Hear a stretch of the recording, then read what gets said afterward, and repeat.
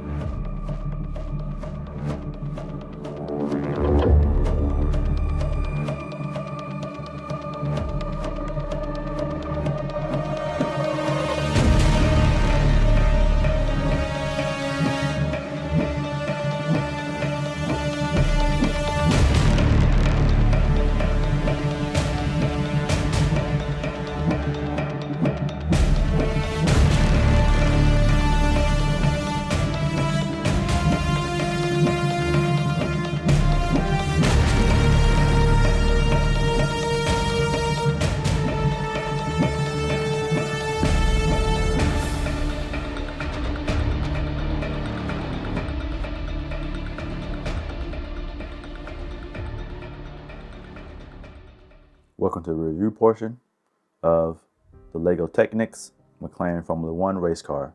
And this is set number 42141. First thing first, I'll have a quick look at the instruction booklet. It has some really cool information on there.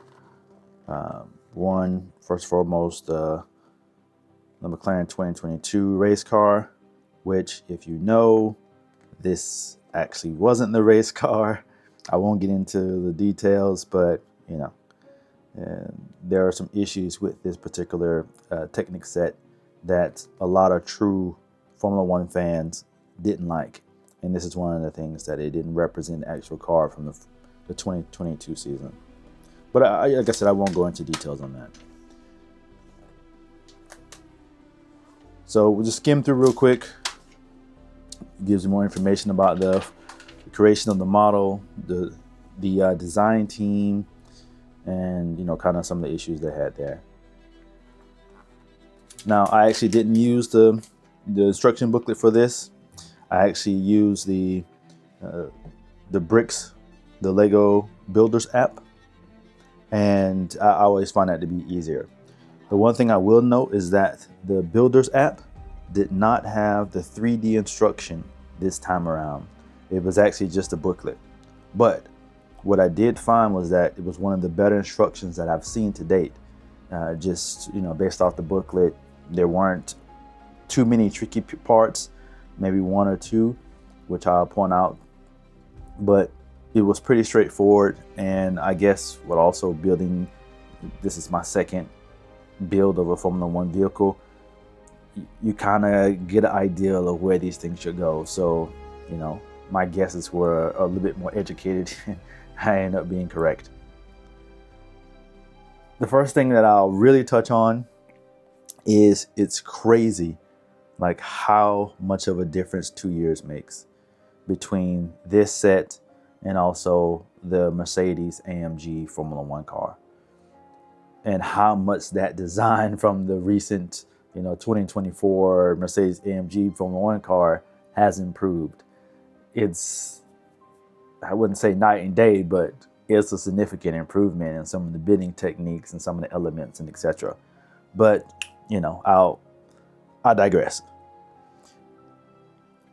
So let's look at some of the details of this vehicle. So starting from the nose of the vehicle, you can just look at some of the details.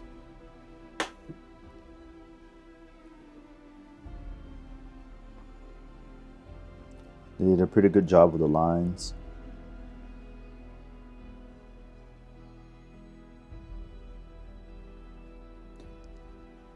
And I'll point out a couple things. First, this rear wing, it actually moves back and forth. So there is some active aero. You do have working suspension.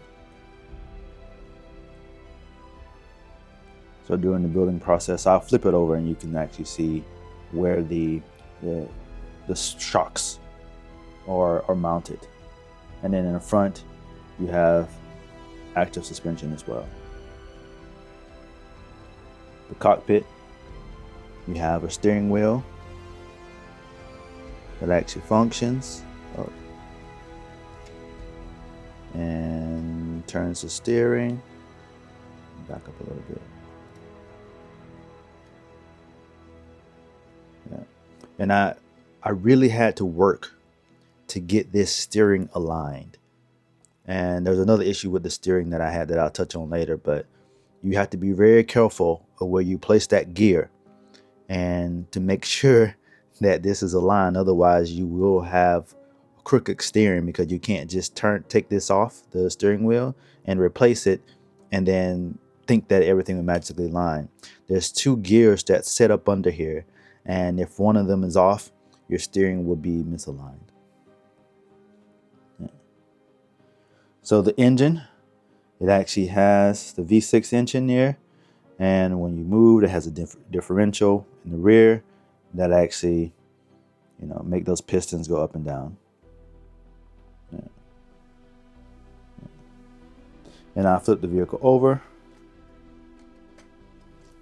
so that we can actually see the rear and underneath. So there's that differential there. And then here you have the pistons and the push rods from the V6 engine.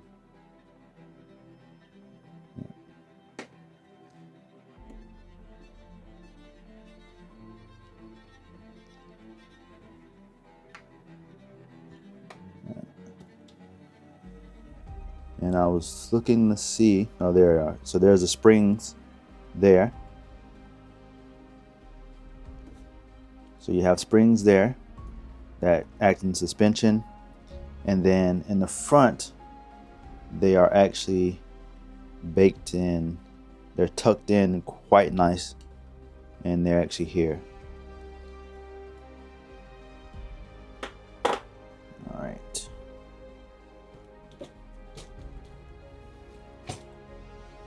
So, yes, this panel comes off, but you really can't see much. It's not like you expose the engine like in the Mercedes AMG Formula 1 version. So there's no need to really pull this panel off. A couple things I will note: the steering. So, like I mentioned, if you don't align that gear, you will have some steering that's off. Secondly, be careful with your alignment of the hubs for the front wheels. And I'll show you what I mean in a second. Flip this over. Yeah. So these tie rods. So these tie rods here, if you can see them here. The instructions, you have to be very careful because I actually had these inverted.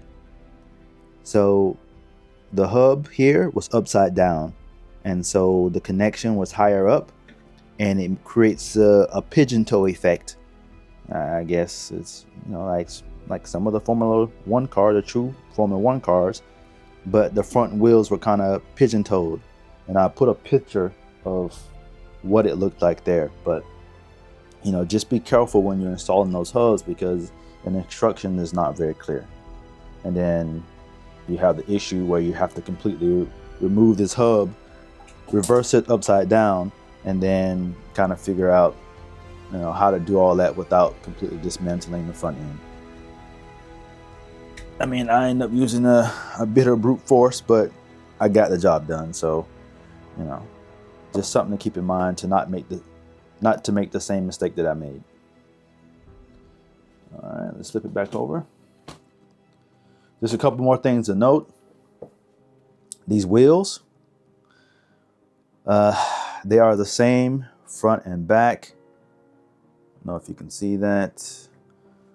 They're both the same width. Same issue I had with all these Formula 1 cars. I mean, come on, just give me some different size wheels. And then also, I guess these appear to be the rain tires. They're not slicks like in other Formula 1 sets, even intermediate tires, but these are completely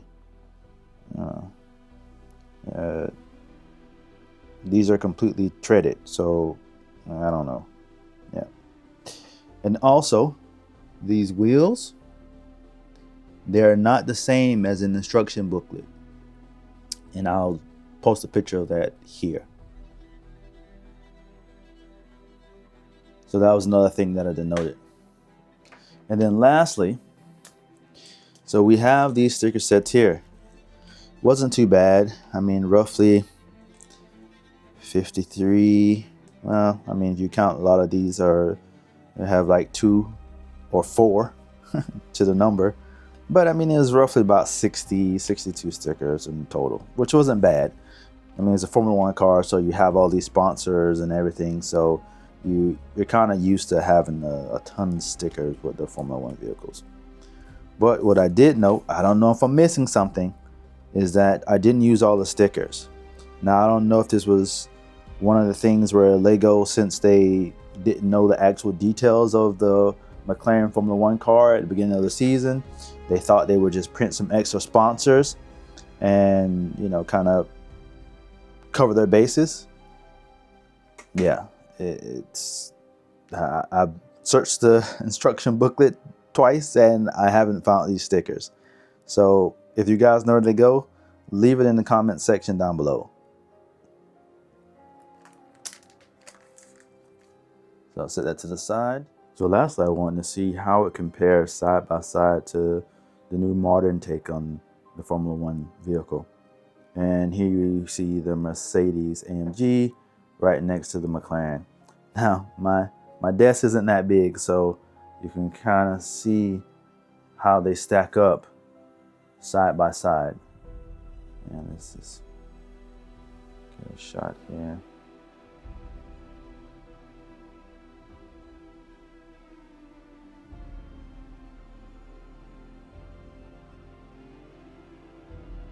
And what a difference 2 years make when it comes to the development of these cars, these vehicles. I mean, it's the details, the lines of this front end, the arrow, the halo. It's night and day of how well the design team did this Mercedes. And I mean, like I said, I consider it to be almost as an art piece. It just looks so good.